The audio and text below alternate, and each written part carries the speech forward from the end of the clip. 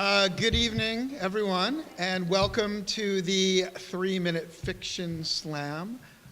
This is the local version of the slam, and tonight, whoever wins tonight will go on to compete in the finals, the statewide 3-Minute Fiction Slam finals, which will be also held here at the New Hampshire Institute of Art on March 23rd.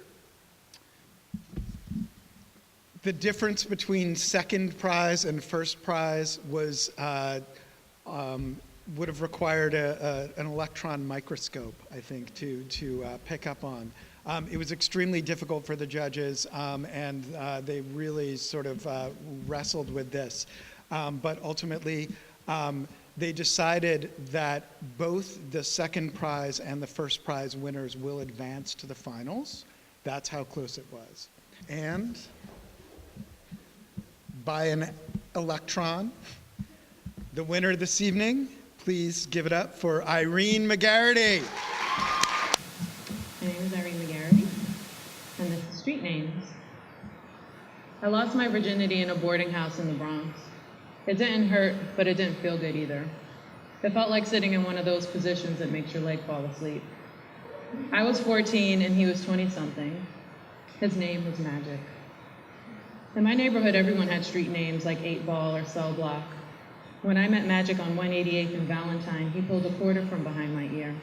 Most guys didn't try that hard.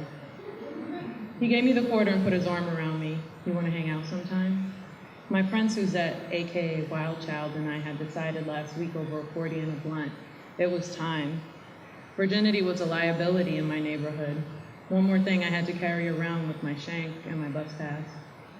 Let's just get rid of the damn thing, she said. I put the magic quarter in my pocket. I'll hang out. Yeah, cool, he said, like it was one word. Magic sold heroin and crack on the corner of 192nd and Decatur. On our first date, I sat on a building stoop and watched him. He walked up and down the block calling out drug names. Wall Street, Knight Rider, Thunderbird. I pretended to play lookout even though I was just sitting there smoking cigarettes.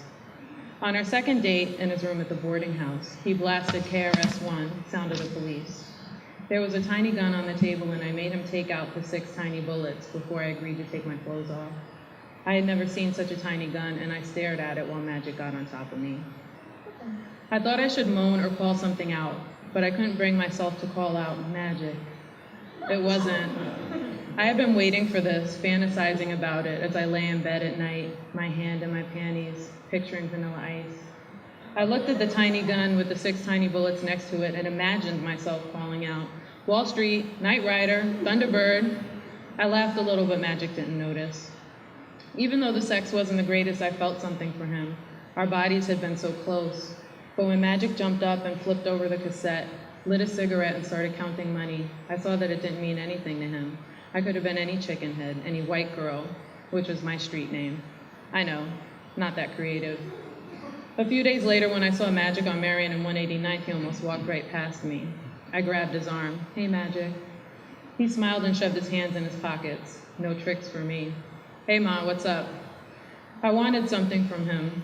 I don't know what. Maybe a smile or a deep look. Something left over from when we had been skin to skin. Anyways, I gotta go, he said. 8 Ball's waiting up the block. I felt around in my pocket for the magic quarter, but it wasn't there. I had either spent it or lost it, or maybe it just disappeared. And you had 3 whole minutes of it, and I wasn't bored throughout any of it. And cool. what made it work was that you have these essentially sort of desperate characters who are never going to go anywhere in life, but they're using humor to sort of get through life. These are very sad people who are using humor, so that's what I liked about it. I loved the voice, that there was such a matter-of-fact tone about these outrageous subjects, to us anyway. And I thought that her tone throughout the piece kind of mimicked how Magic treated her. Mm-hmm. And so it was like a defensive posture. I thought it worked really well.